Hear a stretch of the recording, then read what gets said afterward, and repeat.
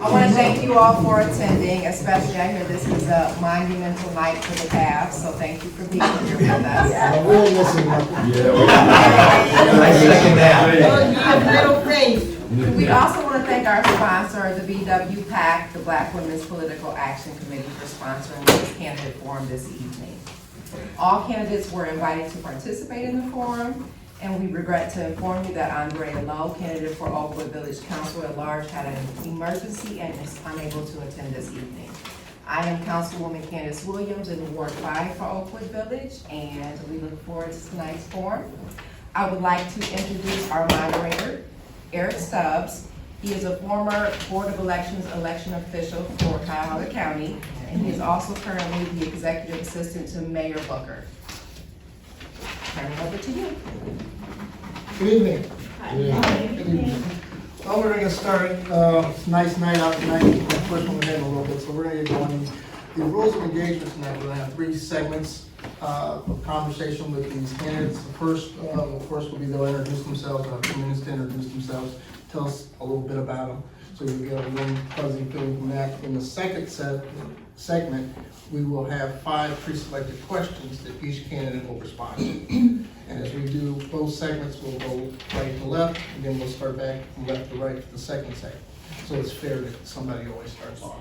In the third segment, of course, the candidates will have an opportunity to take questions from the audience, things that you may think of. So during the first 2 segments, think of some things you may want to ask the candidates they did not answer during some of their responses. You can find these cards on the tables and pens.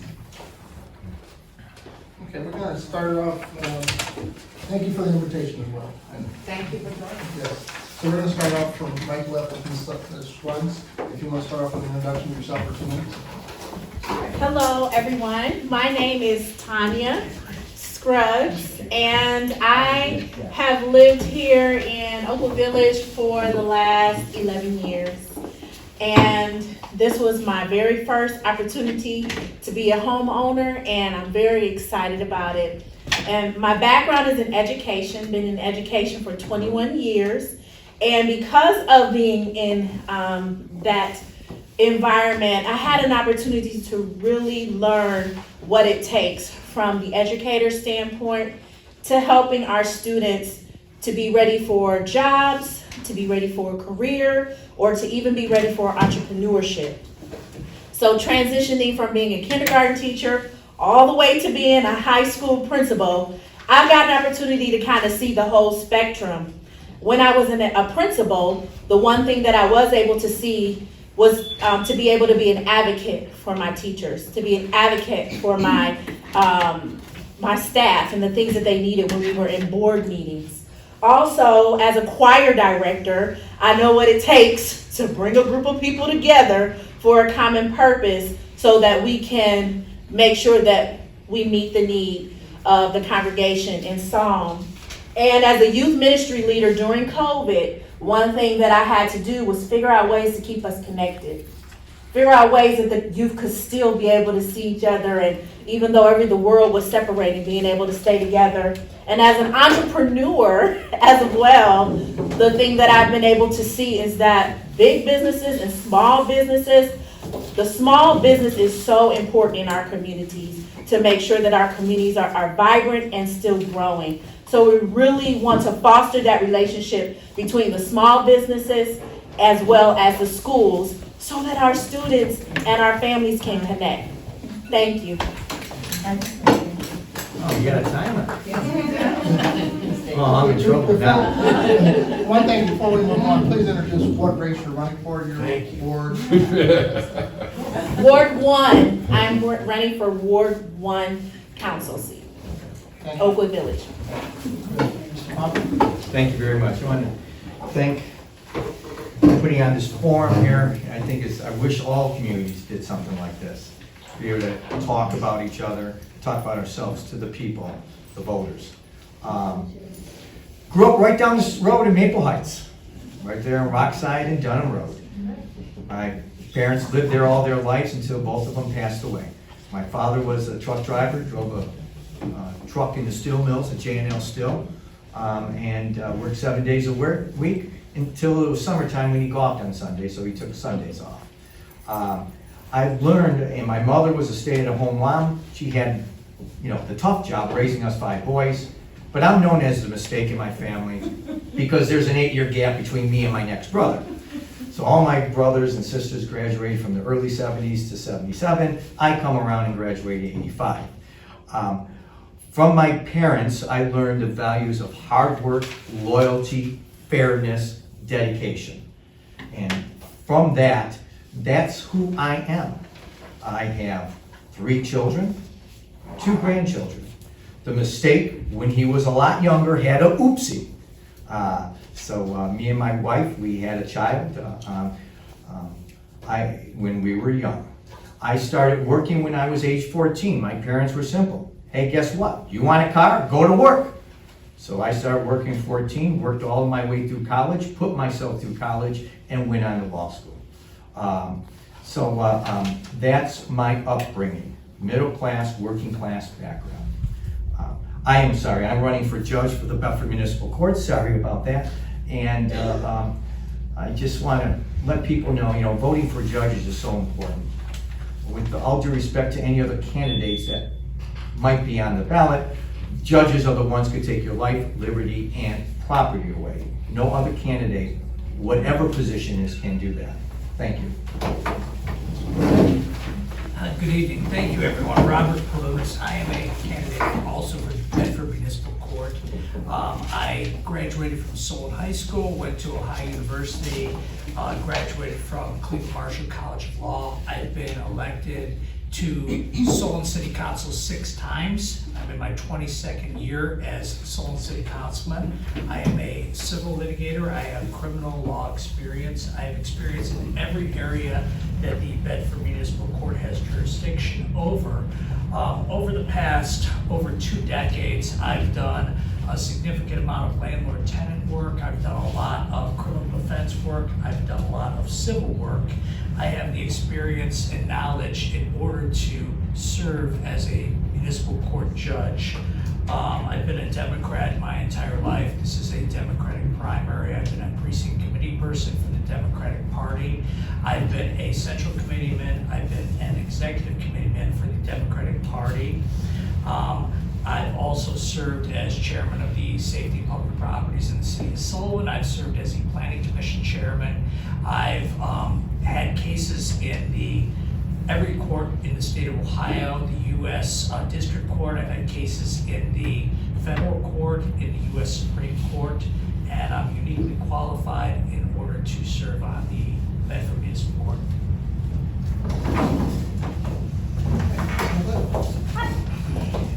Hello, welcome. I'm happy to say I've met some of you before at your homes or otherwise.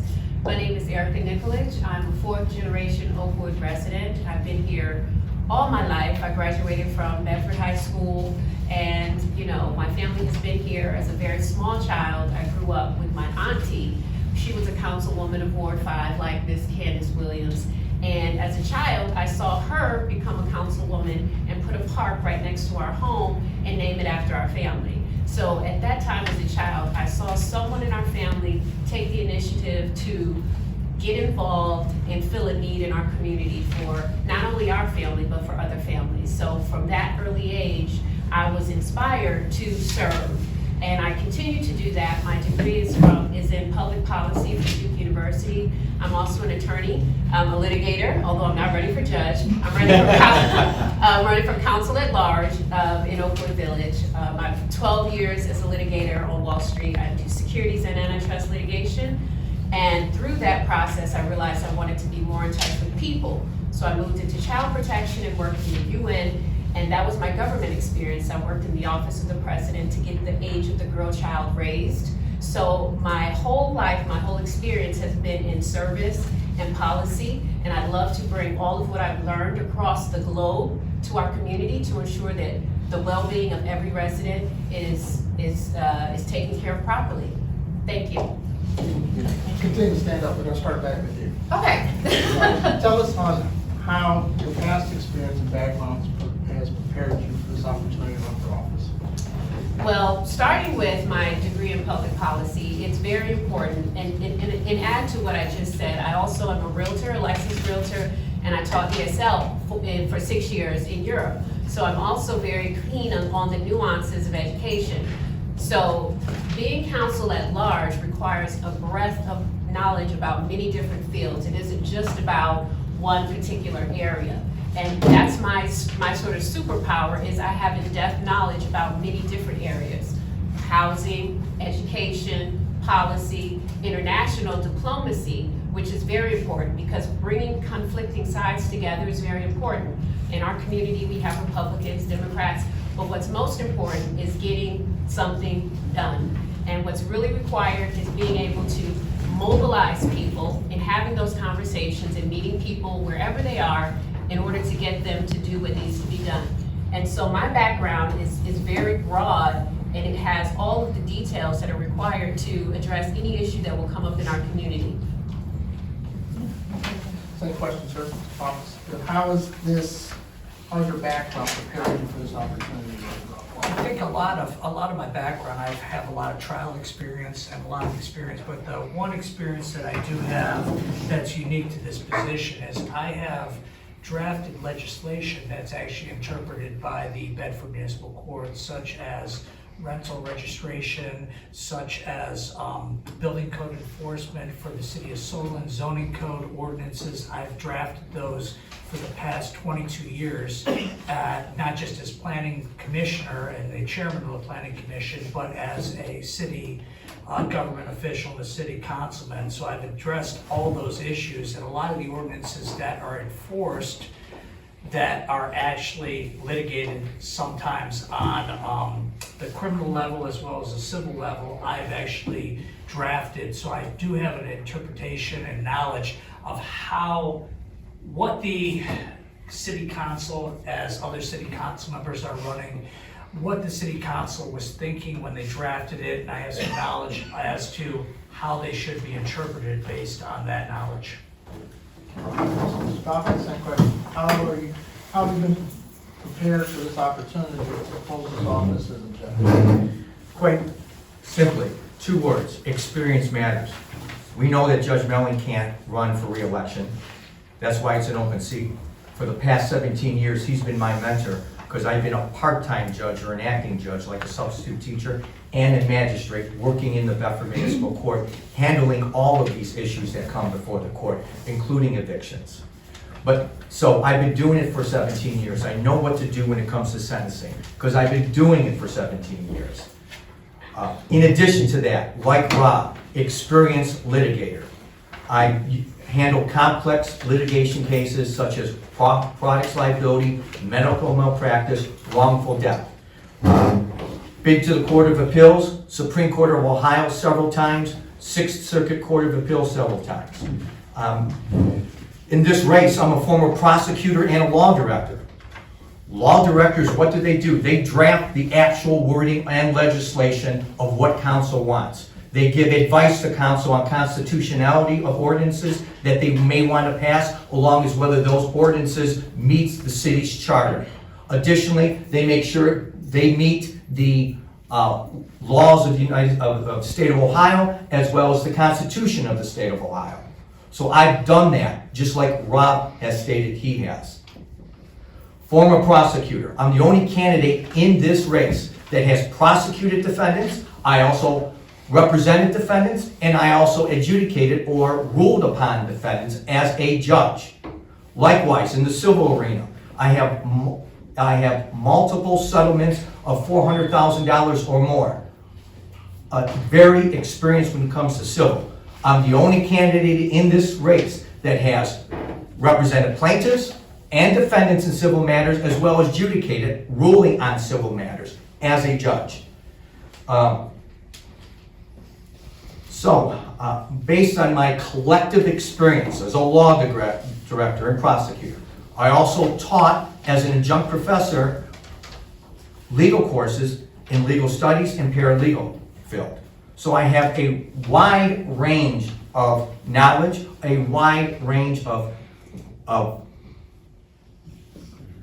issues that I have addressed as a law director, as a prosecutor, as well as a judge. Thank you.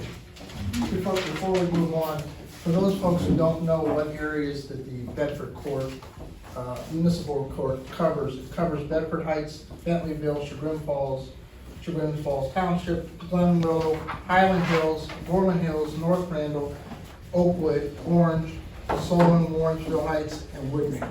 So if you didn't know what actually these young men are running for, this is what they're going to. Now think of when you're looking at judicial candidates, think of the diversity of the area they're covering. So when you're looking at qualifications. So with my experience, I have been in this position of having to understand, read, and explain legal documents, sitting on behalf and advocating for students with individual education plans, advocating for my teachers, and being an advocate. But one thing that is my strong suit is I'm a people person. I know how to work with people. I have those soft skills that a lot of people these days I see don't really have.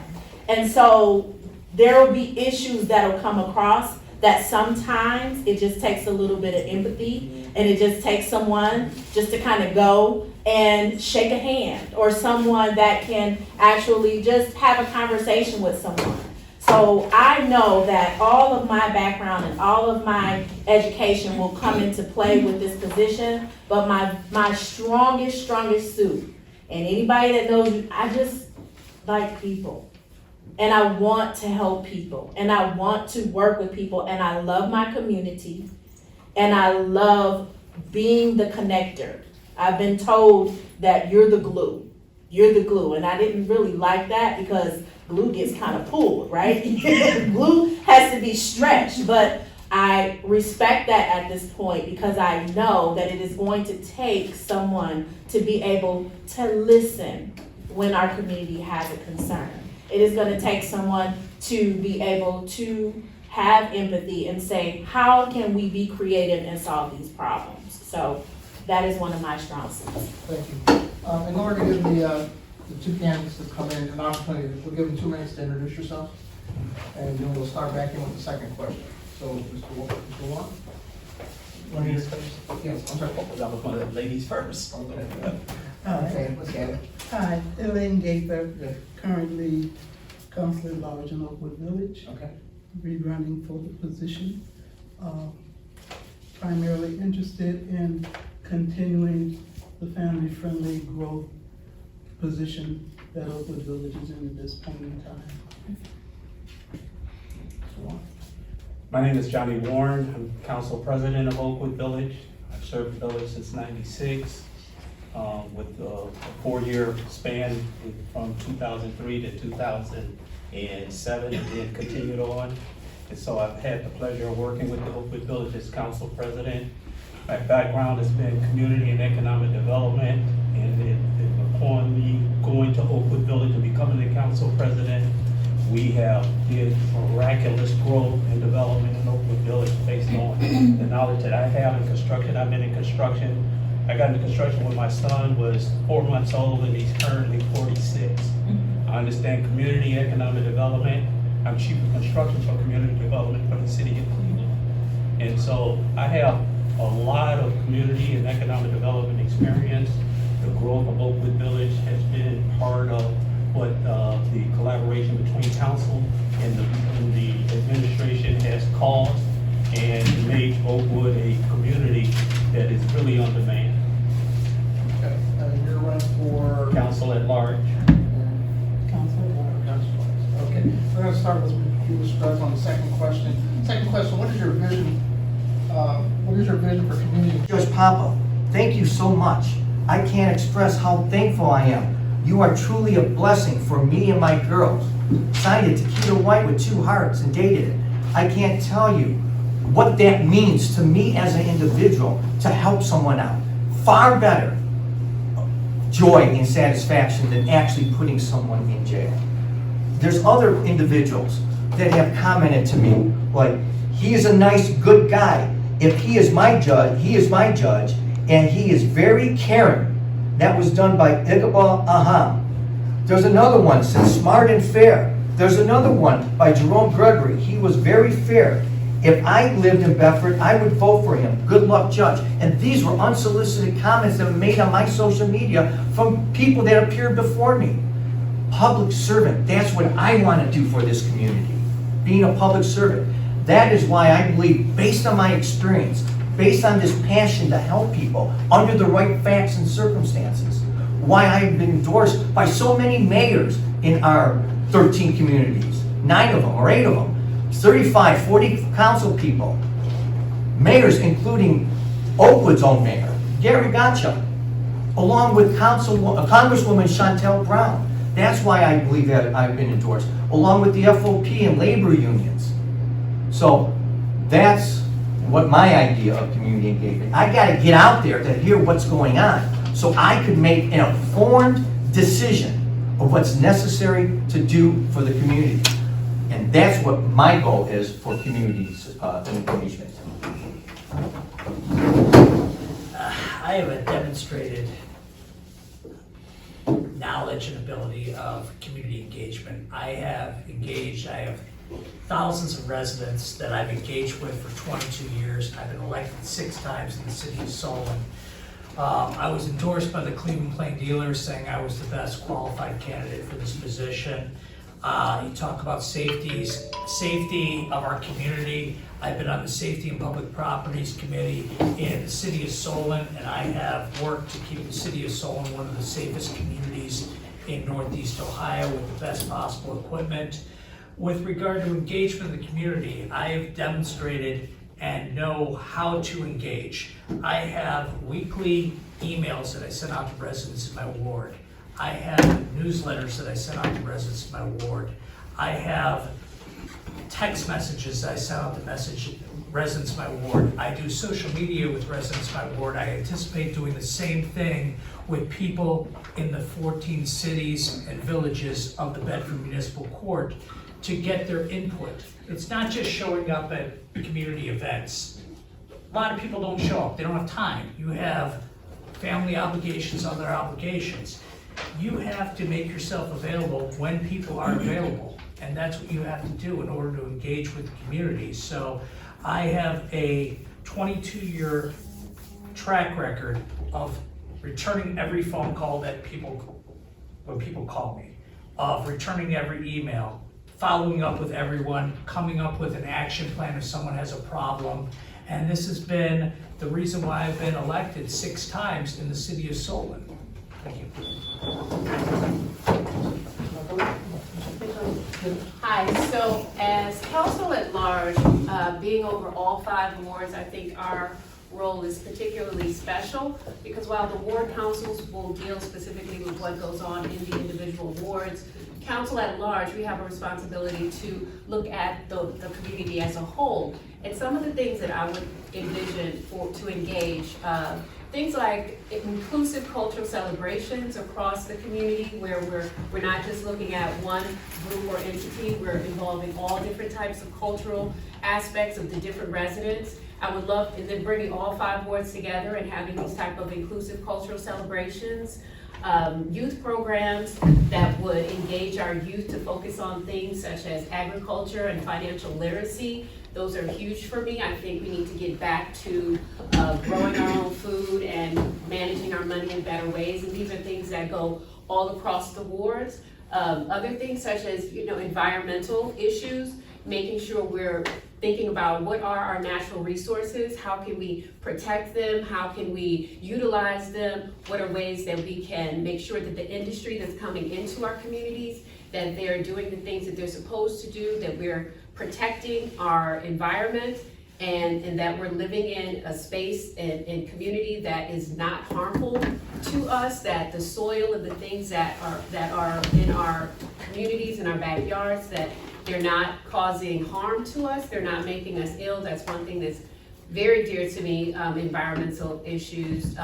Community informed approach. I'm very much involved engaged in coming to your doors and talking to you. I think having community meetings often in the wards, but also across all 5 wards, hearing what specifically we want to do, because all of the money coming into the community is all of our tax dollars. So as a whole, what will benefit us all the most? So having those type of community conversations where we're not simply focusing on one ward, we're having a unified conversation where we can figure out, hey, once our individual ward issues are dealt with, what do we want to then address as a whole, as a community, to see us progress?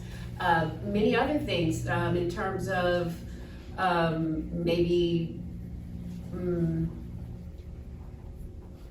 the school system, making sure that we are engaging maybe after school programs or anything like that we want to do to help families, making sure that we are talking to families on that level, making sure that we're trying to engage them. That's a whole community effort where we're trying to keep the kids involved in school, and education is such an important part of my platform and what I care about. So those are some of the things that I would do to help to mobilize the community, unify the community, and have the conversations going so we're moving towards progress.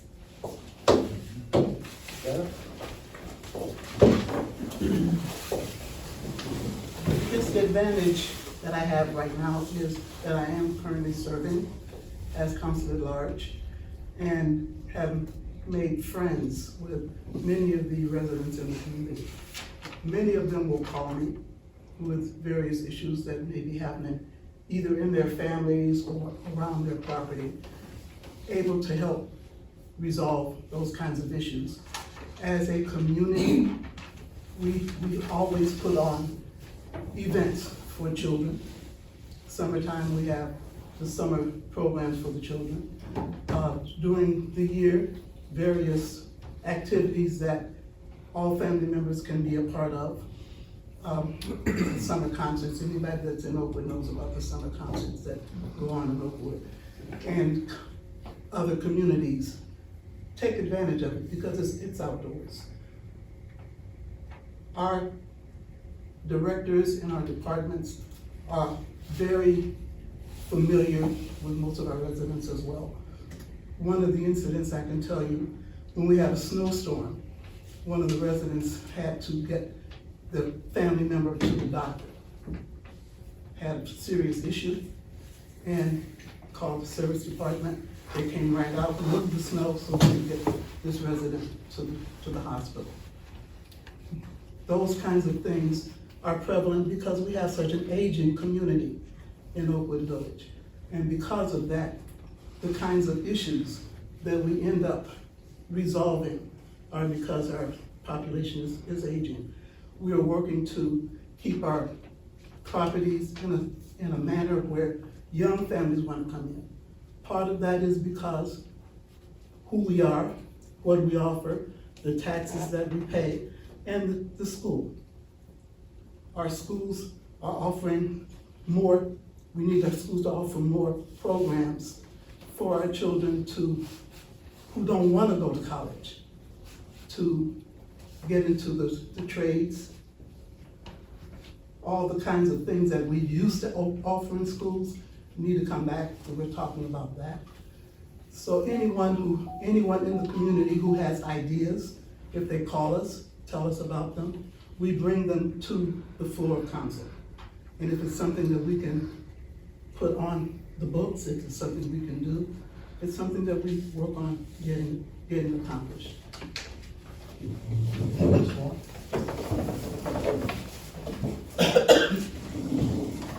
As our colleagues have already mentioned, community engagement. Specifically, we have 5 wards and 2 at large. And our ward council men and women, men and women actually get direct information or calls and requests from the residents in their specific wards. However, my engagement, I send out periodically newsletters to inform residents of opportunities that they have for programs that they're totally not aware of. I have residents that have gotten furnaces and water heaters free because of programs and associations and relationships that I've built over the years. I've been in construction most of my life, as I already mentioned. I had a resident one time when I had just moved in Oakwood, built my house, and and they had just built theirs. And the resident was, and this is way before I was on council, and the resident came to my house and said, I see your house is built, who did that? I said, I did. He said, I got problems with my house. Can you come over and look at it? And I went to that resident's house and gave him information as to what he should tell his contractor. Actually wrote him a punch list of all of the deficiencies that were in those houses prior to me even thinking about serving the community as I do. I serve mankind. I'm a person that gives my all to everything that I do. In community engagement, like I said, we have these programs, and you know, everybody isn't too thrilled about the Bears concert, but we do have recreational programs. We have dinners twice a year, if not 3 times a year, where the residents get together and we all eat together, you know, and it's a limited 80 family or 80 persons or 100 persons. But as far as community engagement is concerned, I'm always there and available for the community. I have my personal cell phone. I get to everyone. For the last 15 years, people call me at midnight and I answer the phone because I've been blessed with a wife that doesn't have a problem with it, because she knows that my passion is to provide the services to the residents in our community. I'll you go ahead and stand up. We're gonna start the next question. Okay? Either elected or re-elected, what would be one thing you would either implement or change in this next term? Well, in this next term, I think that post-COVID, our community has experienced something, and see, I focused on, in my position, as far as community and economic development. Because without economic development, your community falls. And I've worked with the mayor in bringing businesses into the community. I know what type of businesses that we need in our community. I actually evaluate the work and the type of businesses they do. So if there's any changes that I would want to do, I would like to enhance a more inclusive program as far as the summer concerts. I've already talked to the mayor that he just consider getting some more African American entertainment into his summer concerts, so that people can be inclusive. And he's actually agreed that he's going to be doing that. It may not be on his routine Thursday, but it may be on another day. But we're actually pushing to have that done. And so, like I said, my engagement has been always available. Everybody knows where I live. Everybody has my numbers available. My personal cell phone number is the only number that I have. Thank you. One thing that you would either improve, update, create in this next term. As a member of the National League of Cities, I'm also on the Information and Technology Committee. What I found during COVID is that there is a segment of our population that do not have access to internet. And I'm working with a group in that regard to get internet access to every person within the boundaries of Oakwood Village. Having to have your children go up to the library or sit in a parking lot so they can have access to internet is not good, and it's not good enough. So in this next term, working with the committee out of Washington, we are working on ways that we can get internet access to every family within the city. Unknown caller. Next question. All right, if everyone wants to either silence your phone or put on do not disturb, would help the candidates, please. For me, one thing that, when I think about it, I have a 7-year-old that I homeschool. And one thing that I would like to enhance is just things for him to do. I know the summer program that Ms. Gaither referred to, it starts at grade age 8, I believe, and my son is 7. So programs that would help kids from maybe that 5 to 7 range, because, you know, just things that they would need to do in the summer as well. Other programs that would help them throughout the year. So that's one thing I would do. I would work to try and get the younger kids something to do. Infrastructure, attention to our roads, making sure that, you know, some of these these problems with potholes and things are addressed, so you aren't having as much maintenance problems with your cars, for example. Another thing that I would look into is definitely environmental, making sure that the industry that we're bringing in, I'm very much for bringing in an industry because it is something that increases our tax base, but at the same time, we have to be very mindful of what they're producing, what they're manufacturing, what they're dumping. We've had issues in Ward 5 of dumping of battery acid reports, things of that nature. So more testing, working with the EPA to make sure that the state is involved with coming out and doing a little bit more research about what could be seeping into our waters, things of that nature, getting more of the entities that are signed on to work with the communities, the environmental, I know there's a Black environmental organization that works in the community, getting more involved, talking with them about their suggestions for what we could be doing. Some other things I would like to address in terms of after-school programs for the youth, making sure that there's something that they can be doing apart from, just hanging out at home playing video games. It's very important that, children are engaged. Literacy is very important. Having them, reading, working with another, volunteer programs. As I go door to door, I've met several seniors that don't have the capacity to get out and do things in their yard. So perhaps combining some of the teenagers to go and help some of the older adults in their yard would be something that could be helpful for them. Exterior maintenance vouchers. I see a lot of homes in the community that are, run down, whether it be because of, they're abandoned or for whatever reason. Having some more of our dollars go towards some exterior maintenance program where we can upkeep the properties for people who may be struggling financially. So this way, our largest investment is our homes, something that we can pass down to generations. And if we do have some support in that regard, if we don't have it at this moment, that's very important to me. So I would really love to see some of the dollars that are coming into the community go towards exterior maintenance programs. It's very important to me. Thank you. I know you two have a little bit different constraints, so one thing that you would implement during your, Just a couple, and I keep this short. The one thing I would improve is just bringing access to the courts to the people. And that is the one thing in over 2 decades of representing defendants, plaintiffs, all types of litigants, businesses, is people have to work. And if you have to work, you can't get to court. You might lose income by going to court. You might have to have some employees of your company lose income by coming to court.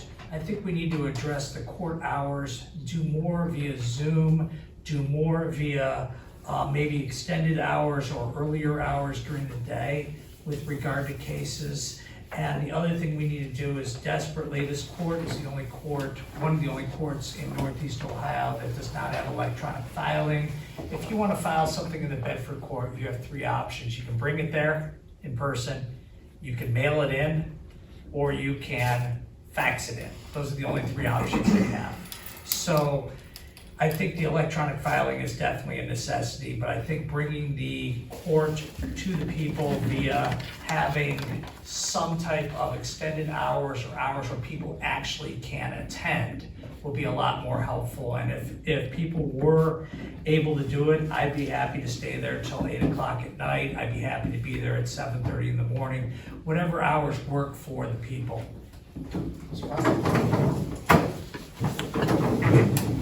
Thank you.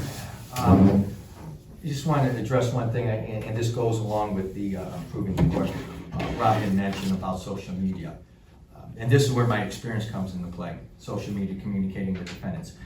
Social media and judges on social media is frowned upon by the Ohio Supreme Court because you don't know who you're communicating with on social media. You may be communicating with someone that's in front of you. So that's why you need to get up in a group of people and listen to what they are saying, like at council meetings. I agree with Rob, and Rob agrees with me, one way, however you want to say it. We need to bring electronic filing to the court. I've said it many years. But it's not up to us. It will be up to Judge Paris, once again, who will be the presiding judge, and she will make those decisions. And in order to bring electronic filing to the court, you gotta find the funds. You just don't do it like that. You have to improve and update your computer systems to allow electronic filing. And the electronic filing realistically only benefits the attorneys, because I can sit at my office, and I love doing it because I do it now, and don't have to worry about going to court, and don't have to worry about hours, and I could wait till 11:59 at night in most courts and still be filed on that day. Most individuals do not file electronically. That's why our court is a model for other courts. And how do I know that? Because Judge KJ Montgomery, God rest her soul, she's no longer with us, and Ann Walton, Judge Walton, picked my brain when Ann was a magistrate and there with KJ. How do we do things in Bedford to help them improve the Shaker Court? We are very relaxed in our rules. If a defendant wants, or even a civil litigant wants a continuance, they don't need to draw this great motion up. They send a simple email, and I routinely grant them, and most magistrates and judges routinely grant them. And it could very well be said, I need a continuance. We're not looking for reasons. We grant them because we understand that at times people can't make it. Now, if there's a long history, it might be a different reason. What could we improve upon? We have Zoom. I conducted a Zoom hearing last week with an out-of-state defendant and with someone who couldn't make it that was locally. We conduct Zoom hearings. We already have that. So there are things we can do to make the court better, okay? We could look into extending the hours, but you also have to remember you also need to staff those hours. And to staff those hours, you need to have more money to be able to do that. So you just can't do it, based on my experience, overnight. You have to get permission of the presiding judge, and I will leave it as that. So one thing that is near and dear to my heart, as you can probably already tell, is our youth. And the connection between the schools and business owners has to be made. We have to go in, work with those principals. I understand the language, I understand what the Ohio Department of Education wants in our different standards and programs, to be able to create programs where students can work with businesses, learn those skills, and then immediately have those skills to be job ready, career ready, or ready for entrepreneurship. As we've already stated that a lot of our youth are not so sure if they want to go into college. The school that I was a principal of, the students were not interested in college. I had to create programs where they could work with business owners, create those relationships with those business owners, turn those programs into programs that the state would recognize so they could still enjoy coming to school and not want to be fighting every day, because they were able to come and learn something that they were interested in learning. So when we work with our business owners, and this is something that I would love to do, is to work with the principals, find out what their vision is for their school, find out what their teachers and their students are excited about, find the businesses that are here within Oakwood Village that can support that, build out the actual academic program for that, get it in the system, and allow those students to go and do those courses on site at those businesses and bridge the gap, become the glue, and then our students have and our families have more of a stake in Oakwood Village and may want to stay here and not move away. And maybe they go to college somewhere, but maybe they come back because this is where they got their first chance. So also giving them a chance to learn how to have businesses and use what they've learned with those companies to start their own business if that's what they desire. So that's one of the areas that I would like to foster. The next questions for the council candidates, and I have another version for the judicial candidates. And how would you plan to collaborate with the school district and foster connection with our youth? Starting with Mr. Milano. Actually, I've been doing it for a very, very long time. Oakwood Village, when I got on council in 1996, we give, in order to get a issue to, or actually offer grants, sometimes the schools and give tax abatements. A lot of times, people don't realize that when the tax abatements is real estate tax, and about 68% of the property taxes go to the schools. And when you go and offer a company a tax abatement, you have to get approval from the school board. We've been working with the school board since I came on council in 1996, getting tax abatement. And one of the things is that the King Group right there on the corner of Forbes, right at the interstate at 271, when they put that development in, they saw the tax abatement. And what I told them is that we get a tax abatement, and if anybody was in the Bedford schools at that time, we created an Oakwood Scholarship Fund that company had to provide. And in that Oakwood Scholarship Fund, it was providing 14 scholarships to Oakwood City or Oakwood Village residents and 2 to the Bedford schools. Because when we went to the schools for the abatement, they said, well, you know, you want to get these scholarships, but we have a holistic school and the schools are involved with 3 other communities. So we said, okay, 2 would go to Bedford schools, any students in Bedford schools, but 14 to the Oakwood residents or students that were graduating. And we also, even back then, knew that everybody wasn't a college-bound person. So we said you can use this scholarship towards any place of higher education, whether you wanted to go into the trades, whether you wanted to go into nursing, or whether you wanted to go to college, or whether you wanted to be a carpenter or whatever, as long as it was a place of higher education. And we started that back in 1996. And we also, right now, as far as giving abatements and creating incentives, we got a company that's supposed to be moving into Oakwood now. And we're pending when that business starts and when that business get going. We are creating and as far as working with the schools also, my son and daughter went to schools and they criticized the Bedford school systems for education. I see people that graduated from Bedford schools right here. My son is a homeowner in Bedford from a Bedford school that never went to college. My daughter has a master's degree and a bachelor's degree, 2 different degrees, and she's in Oakwood Village. And so the education and the collaboration between the communities and the schools must be done. And we have already been doing it.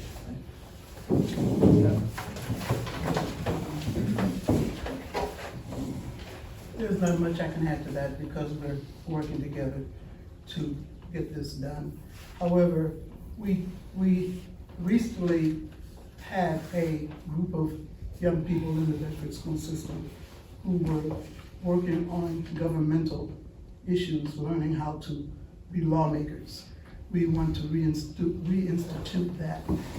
Our young people would go to Columbus every year, go on the floor, present their bills, learn how to do the kinds of things that legislators do.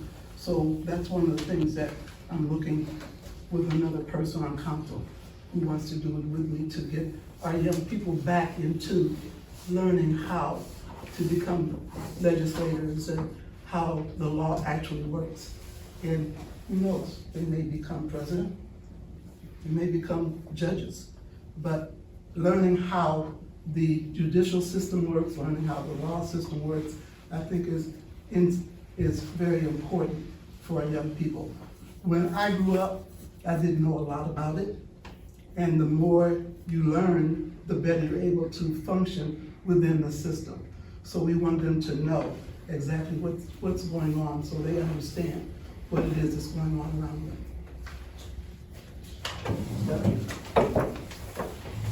Thank you. So how do I plan to collaborate with the school system and foster a connection with the youth? So the first thing I would say is we need a partnership, a community school board partnership. So the first thing I would say is go to the school board meetings. We need to mobilize the community to engage with the school system. They have to know what the school board is thinking, doing, planning, so they have an idea of how they can assist, what their needs are. So you have to start there, forming that partnership between the community and the Board of Education, because that's where all of the loopholes are going to be filled. So the community needs to know what the Board of Education is planning and doing and how they can help. And with that partnership is where the growth will begin.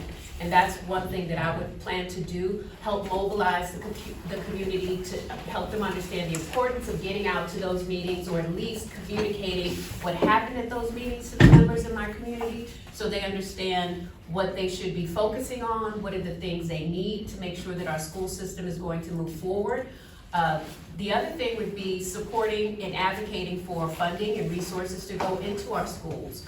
Our schools absolutely need the funding and the resources. How do we do that? You have to advocate. You have to figure out what are the things that we can be doing. How do we get these funds? I think the scholarships are a great suggestion, but we also need to figure out how can we get resources into our schools. Youth programs, I think they have to be vast and, to accommodate many different interests. So we not only need trades, but we also need things that would help them be just good humans in service. Teach them that being a total global citizen, it's not just about our community, but we need to start having a more global approach to how we live in our community. So teaching them things not only about how to take care of their neighbor, how to be just good humans, and programs that would foster that act of service, that desire to serve. Because if they're not getting it from home, we need to create those after-school programs, those youth programs that are going to foster that neighborly, that desire to help their neighbor, because that's what's going to be best for our community in the end. And finally, some other ways to support the youth is just having, parties, or just making them feel like their voice is important, and letting them have different forums, let them talk about things like cyberbullying. I know there may be, violence and things that's going on in the school system. Let them just have a voice, have a way to just share how they feel going into Bedford school systems. Have we asked them how they feel about going into Bedford school systems? So we need to talk to them and say, what would make you feel safe in your school? What would make you feel like it's a good, nurturing environment to learn? You don't want to feel like you're being policed or things are punitive. So let's talk to them about what they need in their school system, what they would like to see, how they want to be treated, and communicate that with the school board. And just making a good, am I Yes. saying that? Okay, Saying all right. We're gonna go to this question, we're gonna come back, we got a special question for you. I like that question, Anderson. It's a cornerstone of my campaign. I'd rather answer the city council question. Right? So my answer is pretty similar, as far as what collaboration I would like to do with the schools. And I know that we have to engage our students. We have to engage our principals. We have to engage the board. We have to engage the parents. We have to get out there and we have to actually talk with them and see what their needs are. I currently have a 5-year-old. So my son, failing, a D. My dad told me if I got a B, I was failing. So, so I'm concerned about that. And so I want to make sure that I can foster and give support to the educational being all the way across the board as we can. And I know that's not the only issue that we need to focus on, but it's very important because it's our youth, and it's because they're going to be the ones that have to help us take care and take pride in our community. And when our youth come together and our youth are on one accord and they have a sense of pride in their community, we have less violence, we have less trash and things being thrown all over our city. They begin to police each other. Hey, we don't do that over here.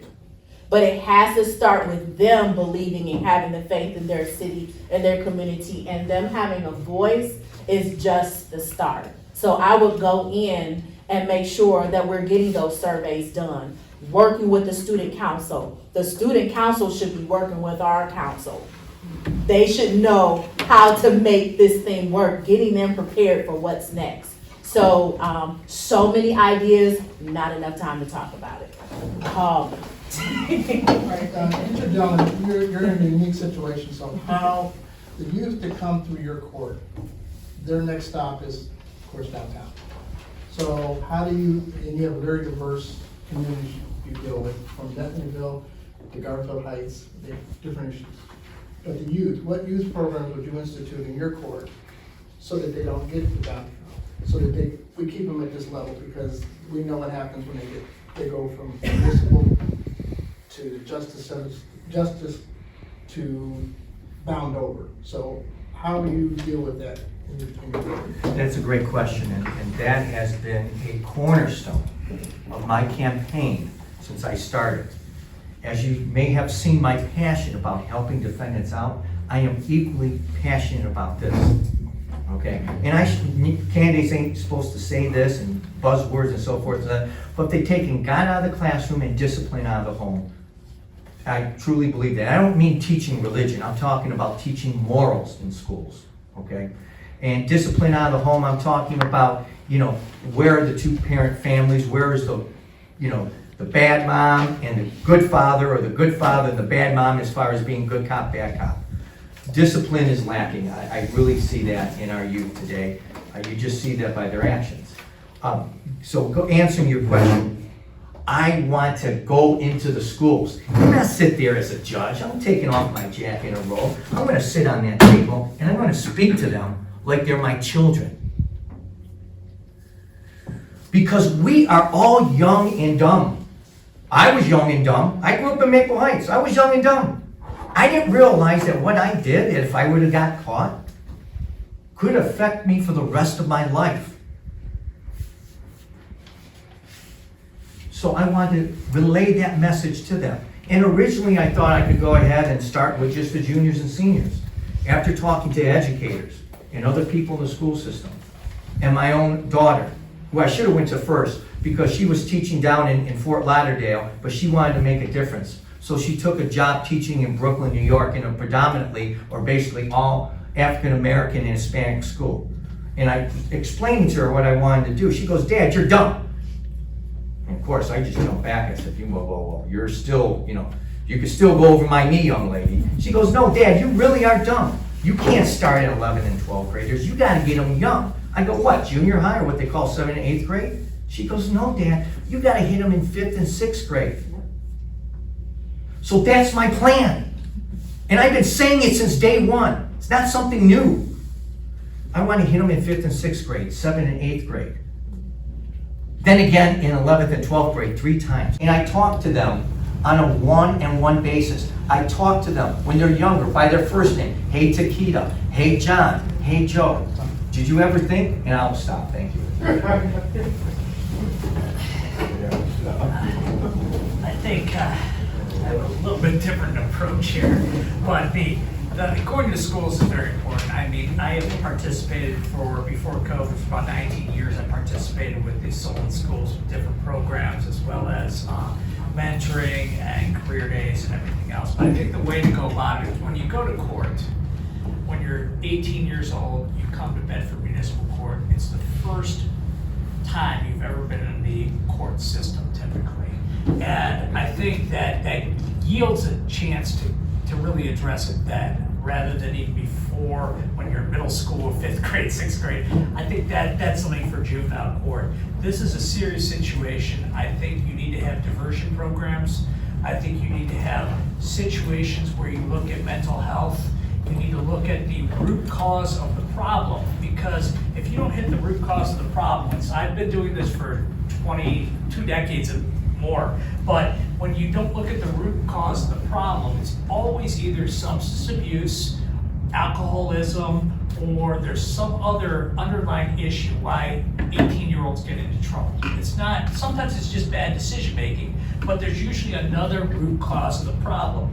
You look at that, you get them into proper programs, you get them into proper treatment, there's resources available, alternate sentencing, diversion, they don't end up with a record, you don't have that criminal record following you when you go to get a job, have to get it expunged later on, you stay on probation for a year, 2 years, whatever it takes till they finish the programs, get out of the system, and don't come back. That's what needs to happen. It's just looking at the root cause of the problem. And I would say 90% of times either substance abuse or mental health, but sometimes there's some other issues out there that really can be very, very specific, but that's what we need to look at and addressing it at that point when they're first time in the system. That way you're not going into common police court, you're not going into the state prison system, you're not going to anything else. You're addressing it right then before it gets worse.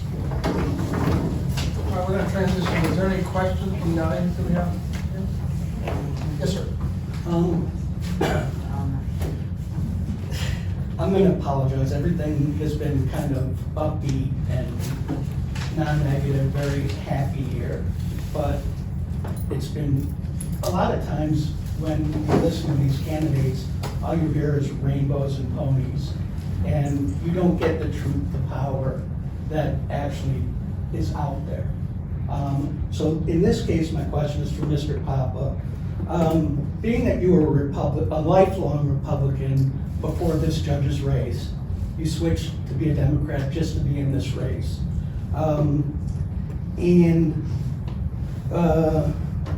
Just to run solely for this judgeship, can you please explain the horrific images of you with weapons of mass destruction on the internet? And I'm going to use a statement you said before, something about raining on your head. Don't use the excuse that it was a Halloween costume or your beautiful face was modeling for some weapons person. So if you can explain that image that goes as anathema to democratic politics, can you explain that? Well, that was a compound question. It sounds like someone sent you here for that. Matter of fact, I'll leave it like that. First and foremost, I have talked to many individuals about my switch. I have been upfront, honest, straightforward.